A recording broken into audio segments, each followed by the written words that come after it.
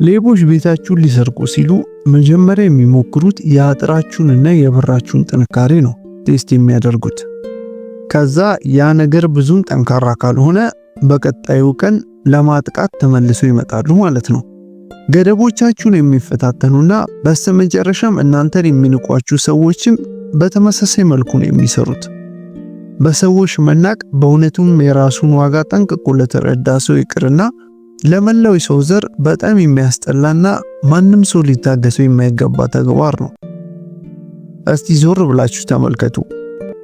በአሰሪዎቻችሁ፣ በፍቅር አጋሮቻችሁ፣ በጎረቤቶቻችሁ፣ የኔ በምትሏቸው ጓደኞቻችሁ ክብርን ተነፍጋችሁና በጣም ተንቃችሁ አታውቁም? ያንን ስሜት የደረሰበት ሰው በጣም ያውቀዋል። ያ ሁሉ የሆነው ክብር የማይገባው ሰው ሆናችሁ ሳይሆን በተገቢው መንገድ ክብራችሁን ስላልፈለጋችሁት ነው። ከዚህ ቪዲዮ በኋላ ግን ሰዎች እንኳን ሊንቋችሁ ይቅርና ከናንተ ጋር መጋጨትን የሳተ መኪና ጋር እንደመጋጨት ቆጥረው እንዲፈሯችሁና በሁሉም እንድትከበሩ የሚያደርጓችሁን 6 ስውር ጥበቦችን እንመለከታለን።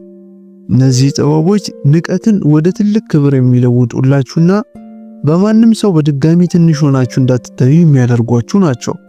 የሚጠበቅባችሁ ነገር ራሳችሁን የምትገዙበትን መንገድ ማስተካከል ነው። በተጨማሪም የምታስቀምጧቸው ገደቦችና የማትደራደሩባቸውን ነገሮች ላይ ሲሪየስ እና ኮስተር ያለ ሰው መሆን ብቻ ነው ከናንተ የሚጠበቀው። ለግራር ቻናል አዲስ የሆናችሁ ሰብስክራይብ በማድረግና ቪዲዮንም ላይክ አድርጋችሁ በመጀመር አጋርነታችሁን አሳዩኝ ስል ከልብ ጠይቃችኋለሁ። ምክንያቱም ይሄ ቪዲዮ ለሁሉም እንዲዳረስ የበኩላችሁን አስተዋጽኦ ታደርጋላችሁ። በዚህ መንገድ እነዛን ንቀትን የምትከላከሉባቸውን 6 መንገዶች አንድ ባንድ እንመልከታቸው። አሁን አንደኛ፣ ዋጋችሁን ለማስረዳት ፈጽሞ አትሞክሩ። አንዳንድ ሰው ንቀት ሲያጋጥመው ውይ ያ ሰው እኮ ዋጋዬን ስላላወቀው ነው ይናቀኝ፣ ቆይ ስለራሴ በደንብ ላስረዳው ብሎ ሌላ ሁለተኛ ጥፋት ያጠፋል። ሪሊ እንደዛ ነው የምታስቡት? አንደኛ ነገር ዋጋችሁን ባያውቁ ራሱ ለምን ይንቋችኋል በቅድሚያ። ሲቀጥል ለናቋችሁ ሰዎች ዋጋችሁን ለማስረዳት መሞከር ሁለተኛ ሽንፈት ነው። ራሳችሁን ለማስረዳት በሞከራችሁ አጋጣሚ ከግል ክብራችሁ በላይ የነሱ አመለካከት ሚዛን እንደሚደፋ ነው በስውር እየተስማማችሁ ያላችሁት። ነገር ግን ኮንፊደንስ ያለው ሰው ኤክስፕሌን አያደርግም። ስለራሱ ለሰዎች ለማስረዳት አይደክምም። ጠንካራ ሰው ሰዎችን ለማሳመን ተራራ አይወጣም። ማን እንደሆነ ለሰዎች ለማረጋገጥ ከመሞከር ይልቅ ንቀትን ሲያስተናግድ ሁለተኛ የማይገኝ ሰው ይሆናል። ደካማ ስለሆነ ሳይሆን የሱ ኢነርጂ በጣም ውድ ስለሆነ ነው። ሰዎች ያለ ስማችሁ ስም ሲሰጧችሁ፣ ከራሳቸውና ከሌሎች ሰዎች ዝቅ አድርገው ሲመለከቷችሁ፣ በአጠቃላይ ንቀትን ሲያከናንቧችሁ ልባችሁ እኔ እንደዚህ አይነት ሰው አይደለሁም እያለ ይጮሃል። እውነታውን ለማስረዳት እነዛ የናቋችሁ ሰዎችን ለማስተካከል ትፈልጋላችሁ። ነገር ግን ያ የእናንተ ስራ አይደለም። በሁለታችሁ መካከል ያለውን የምትገናኙበትን ድልድይ የሰበሩት እነሱ ናቸው። እነሱ የሰበሩትን ድልድይ ደግሞ እናንተ የመጠገን ኃላፊነት የለባችሁም። ሲጀመር ማንነቴንና ትክክለኛ ዋጋዬን ስላላወቁ ነው የናቁኝ ብላችሁ ካሰባችሁ እንኳ ማንነትና ዋጋ እየመረጡ ሰው የሚንቁ በመሆናቸው ራሱ ለእናንተ የማይገቡ መሆናቸውን ያሳያል። ስለዚህ አስተውሉ። ለንቀት ጠንካራው ምላሽ ራስን ለነዛ ሰዎች ለማስረዳት መሞከር ሳይሆን እነዛ ሰዎች ጋር በድጋሚ ያለመገኘት ነው። ራሳችሁን ለማስረዳት በመሞከር አታሸንፉም። የምታሸንፉት ያንን መሞከር ስታቆሙ ነው። ሁለተኛ፣ አትከራከሩ። የሆነ ሰው ሲንቋችሁ 3 ዋና ዋና ነገሮችን ይፈልጋል። አንደኛ የእናንተን ኢሞሽን፣ ሁለተኛ ጊዜያችሁን፣ ሶስተኛ የእናንተን አቴንሽን ወይም ትኩረት። ክርክር ደግሞ እነዚህን 3ቱንም ነገሮች ይሰጣቸዋል። ክርክር ከተጀመረ ወደ እነሱ ደረጃ ዝቅ ብላችሁ ከነሱ ጋር ትመሳሰላላችሁ። በራስ መተማመናችሁ ራስን መከላከል ወደ መሞከር ይለወጥባችኋል። ለዛ ነው አታላይና ሰውን የሚንቁ ሰዎች ክርክር የሚወዱት። ትክክል መሆን አይወዱም። እናንተ ጎትቶ መጣል ብቻ ነው የሚወዱት። ክርክር እውነት አይደለም። ቁጥጥር ነው። በተከራከራችሁ ጊዜ የነሱ ፍሬም ትቀበላላችሁ፣ የነሱን ህግ ትቀበላላችሁ። ጨዋታው የሚካሄደው እነሱ ባወጡት ህግ እንደሆነ አምናችሁ ተቀበላችሁ ማለት ነው። ክርክር በገጠማችሁ ጊዜ ተግባራዊም ታደርጉላችኋላችሁ፣ ዳኝነታቸውን ትቀበላላችሁ። ታዲያ በክርክር ወጥመድ ውስጥ ስትወድቁ እየመራችሁ ሳይሆን ሪያክት እያደረጋችሁ ነው። ፓወርፉል የሆኑ ሰዎች ደግሞ በጭራሽ ሪያክት አያደርጉም።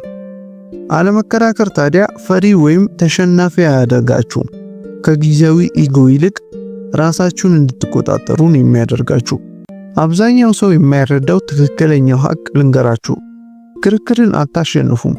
ያንን ሊከራከራችሁ የመጣውን ሰው በልጣችሁ በመገኘት ብቻ ነው አሸናፊ የምትሆኑት። ንቀት የሚሞተው ዋጋውን በሚያውቅ ሰው ችላ ሲባል ነው። ስለዚህ በጭራሽ አትከራከሩ። የናንተ መኖር ያልጠቀማቸውና ያልተረዱ ሰዎች የናንተ ከነሱ ህይወት መውጣት ትልቅ ጸጸት እንዲሆንባቸው ብቻ አድርጓቸው። መከራከርን አቁሙና የናንተ አለመኖር እድገታችሁና ዝምታችሁ ብቻ እንዲከራከርላችሁ አድርጉ። ሶስተኛ ደግሞ ራሳችሁን አሻሽሉ። ይህን ነገር ምናልባት ደጋግሜ ተናግሬው ሊሆን ይችላል።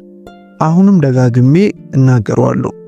የሰው ልጅ ስለ ገንዘብ በማያስብበት ጊዜ እንኳን ስለ ገንዘብ ያስባል። ታዲያ እንቅልፍ ስንተኛ ብቻ ከገንዘብ አስተሳሰብ ውጪ የሆንን በገንዘብ ምክንያት ከሚመጡ ዝቅና ከፍ ከሚሉ የህይወት ደረጃዎች ሰዎች ሌሎችን ባይንቁ ይገርማል። ሰዎች ከነሱ የተሻለ ኑሮ የሚኖርንና የተደላደልን ሰው አይንቁም። የሚንቁት ከራሳቸው በታች ነው ብሎ የሚያስቡትን ሰው ነው። ድክመታችሁን በተመለከቱባችሁ ጊዜ ገፍትረው ይጥሏችኋል። ዋጋችሁን ዝቅ አድርገው ሲመለከቱ የበታች ያደርጓችኋል። በተጠራጠሯችሁ ጊዜ የናንተ የበላይ መሆንን ይፈልጋሉ። ታዲያ ራሳችሁን ከማሻሻልና ህይወታችሁን ኤሊቬት ከማድረግ በላይ እንዲሁም ከነሱ በላይ ሆኖ እንደመገኘት ትክክለኛ በቀል ይኖራል እዚች ዓለም ላይ? ያኔ ነው ምንም ቃል ማውጣት ሳይጠበቅባችሁ በስራቸው እንዲያፍሩና እንዲሸማቀቁ ማድረግ የሚችሉት። አብዛኛው ሰው በቃላት ለማሸነፍ ይለፋል። ነገር ግን ቃላት ርካሽ ነገር ናቸው። ገንዘብ ግን አይከራከርም። ዲሲፕሊን ራሱን ኤክስፕሌን አያደርግም። እድገታችሁ ራሱን ለማሳወቅ አይለፋም። ህይወታችሁ መቀየር ሲጀምር ሰዎች ጥያቄን አይጠይቋችሁ። የናቋችሁ ሰዎች ጥያቄን አይጠይቋችሁ። በድብቅ ብቻ ሆኖ ነው የሚመለከቷችሁ። በአንድ ወቅት የናቋችሁ ሰዎች ከናንተ ሪአክሽን ነበር የሚጠብቁት። ባላችሁበት እንድትቀሩ ነበር የሚፈልጉት። ያልጠበቁት ነገር ደግሞ የናንተን መራቅ፣ የናንተን ዲሲፕሊንና የናንተን ለውጥ ነበር። አሁን ከናንተ ጋር አይከራከሩም። በድብቅ ሆነው ነው ከናንተ ጋር የሚፎካከሩት። ስለዚህ ይህንን ብቻ አስታውሱ። ለናቋችሁና አሳንሰው ለተመለከቷችሁ ሰዎች የምትመልሱት በምድር ላይ ያለ ትልቁ በቀል ራሳችሁን መቀየር ነው። በጭራሽ ክርክርን አትግጠሙ። ራሳችሁን ለማስረዳት በፍጹም አትልፉ። ፋይናንስ ላይ ራሳችሁን አሻሽሉ። ልምዳችሁን ቀይሩ። ህይወታችሁን ቀይሩ። ጥሩ ገንዘብን መስራት ጀምሩ። በዛ መልኩ ነው በትክክል የምታሸንፉት። አራተኛ ደግሞ በስሜት መነዳት አቁሙ። ንቀት ከናንተ የሚሰርቅባችሁ የመጀመሪያው ነገር የናንተን ኢሞሽን ነው። ስሜታዊ እንድትሆኑ ማድረግ ነው በቃ ትክክለኛ ስራው። የናቋችሁ ሰዎች ስሜታችሁን ተቆጣጠሩ ማለት ተግባራችሁንም ይቆጣጠራሉ ማለት ነው። ንቀት ከሰዎች የሚመጣባችሁ የማትፈልጉት አስጠሊታ ነገር ብቻ ሳይሆን ማጥመጃ ጭምርም ነው። ምክንያቱም ከናንተ ውስጥ ንዴትን ጎትቶ ለማውጣት ዲዛይን የተደረገ ነገር ነው ንቀት። መለሳችሁ ወደ አፋችሁ ማስገባት የማትችሏቸውን ቃላቶች በስሜት እንድታንቧርቁ የሚያደርጋችሁ ትልቁ ኃይል ንቀት ነው። አንስቴብል ወይም ያልተረጋጋ ሰው እንድትሆኑ የሚያደርጋችሁ ንቀት ነው። በጣም ስትበሳጩ ብዙ ታወራላችሁ። በንቀት ምክንያት ስትጎዱ ብዙ ነገር ኤክስፕሌን ለማድረግና ለማስረዳት ትሞክራላችሁ። ትዕግስቱ ጺሙ ስር ላለች ሰው ደግሞ ይሄ ሁሉ በጣም ከባድ ይሆንበታል። ነገር ግን የሚንቋችሁ ሰዎች ደግሞ ከናንተ እውነታን አይፈልጉም። የሚፈልጉት የእናንተን ሪአክሽንና ስሜታዊነታችሁን ብቻ ነው። ምክንያቱም የእናንተ ሪአክሽን መጠቀሚያ ያደርጋችኋል። የእነሱ መጠቀሚያ ከሆናችሁ ደግሞ ተቆጣጣሯችሁ ማለት ነው። ለዛ ነው ረጋ የሚል ሰው ሁሌም ፓወር እሱ ጋር የሚሆነው። ኢሞሽናል ኮንትሮል ወይም ስሜትን መቆጣጠር መቻል ስኪል ነው። በጣም ሁላችሁም ሊኖራችሁ የሚገባ ክህሎት ነው። ምላሽ ከመስጠት በፊት ቆም ብሎ ማሰብ፣ በንዴት ጊዜ የመጣልንን ነገር ሁሉ ከማውራት ይልቅ በረጅሙ እየተነፈሱ ራስን ማረጋጋት።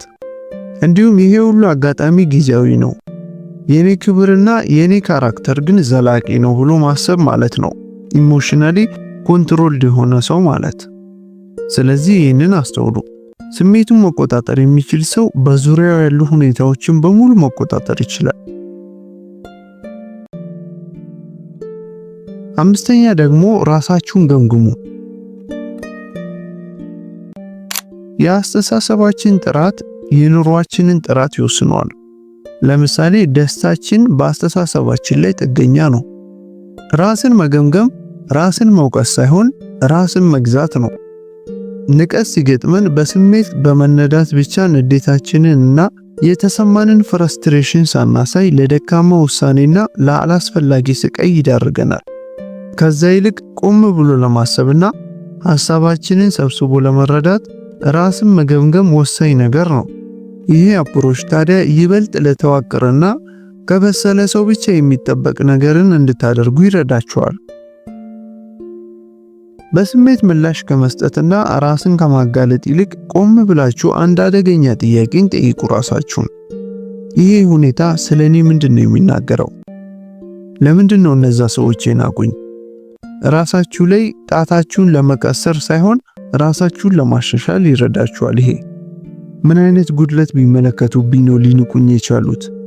ምን አይነት ጥፋት ባሳይ ነው ለዚህ የበቃሁት ብሎ ራስን መጠየቅ ጥፋተኝነትን በሙሉ መቀበል ሳይሆን ጉድለትን ለመሙላትና ለማስተካከል ትክክለኛው አጋጣሚ ስለሆነ ነው። ይሄ ሁሉ ድክመት ሳይሆን ብልሃት ነው። ራሱን የሚያገመግም ሰው ተመሳሳይ ህመምን በተለያዩ ሰዎች ይደጋግማል። በሆነ ሰው ንቀትን አስተናገርኩ ከማለት ይልቅ ራሴን ጠንካራ የማያደርግበትን ማንነቴን አወቅኩት ማለት ትጀምራላችሁ። ትልቁ ድል ተመሳሳይ ንቀትን በድጋሚ ወደ ህይወቱ የማያስገባ ሰው መሆን ማለት ነው። ስድስተኛና የመጨረሻው ደግሞ ግልጽ የሆነ ገደብን አስቀምጡ። አብዛኛው ሰው ራሱን የሚያስንቀው ያን ያህል ከሰው በታች ሆኖ ሳይሆን ግልጽ መመሪያ ስለሌለው ነው። ንቀት በጉልህ ደረጃ አይደለም የሚጀምረው። ይልቅ ቀስ በቀስ የማትወዱት ቀልድ ሲቀለድባችሁ በሳቅ ስታልፉት፣ አንድ ጊዜ ሰዎች መስመራችሁን ሲተላለፉ በዝምታ ስታልፏቸው፣ ሰዎች በትንሽ ነገር ንቀታቸውን ሲያስመለክቷችሁ የሰሩት ስህተትን መናገርና ከዚህ በኋላ በምን አይነት መልኩ ትሪት እንዲያደርጓችሁ እንደምትፈልጉ መናገር ነው ትክክለኛ ገደብ ማስቀመጥ ማለት። ይህም ራሳችሁንና ሰዎችን እንደምታከብሩ ከማሳየት አልፎ የውስጥ ስሜታችሁን እንደምትቆጣጠሩ እንዲሁም ውጫዊ ክብራችሁን ደግሞ እንደማትደራደሩበት ያሳያል። አንዳንድ ሰዎች ገደቦቻችሁን ሊፈታተኗችሁ፣ አጥራችሁን ሊነቀንቁ ይችላሉ። ትክክል ሆኖ ሳይሆን ምቾት ስለሚሰጣቸው ብቻ። ያንን ምቾት ግን እንዳያገኙ አድርጓቸው። ምክንያቱም የጋራ ደስታን ለመፍጠር ተብሎ ከናንተ አጥር ላይ አንድ እንጨት እንኳን የመዘዘ የሚያቃጥል ጓደኛችሁ ቢቀርባችሁ ይሻላችኋል። ከነሱ ጓደኝነት ይልቅ የእናንተ ሰላም ይበልጣል። አንድ ጊዜ ብቻ ዘንበል እንደማትሉላቸው ካሳያችኋቸው ወይ ለማስተካከል ይሞክራሉ ወይ ደግሞ ከህይወታችሁ ወጥተው ሊሰወሩ ይችላሉ። በሁለቱም መንገድ አሸናፊ የምትሆኑት እናንተው ናችሁ። አንድ ጊዜ የማይስማማችሁን ነገር አሳውቁ። አንድ ጊዜ ገደባችሁን አሳዩአቸው። ከዛ ክብራችሁን በማስጠበቃችሁ በጭራሽ ይቅርታ እንዳትጠይቁ። ሰዎች ንቀትን በሚያሳያችሁ ጊዜ እነዚህን 6 መንገዶች ቢያንስ ግማሹን ማሳየት ከቻላችሁ ኦሬዲ አንድ እርምጃ ቀደም ብላችኋል ማለት ነው። እነዚህን 6 መንገዶች በመጠቀም ንቀትን ወደ ክብር መቀየር ትችላላችሁ። እስከ መጨረሻው ድረስ ስለተከታተላችሁኝ እጅግ ከልብ አመሰግናለሁ። ሐሳባችሁን በኮሜንት አሳውቁኝ። ደግሞ በቀጣይ በሌላ ቪዲዮ እስክንገናኝ ደህና ቆዩልኝ።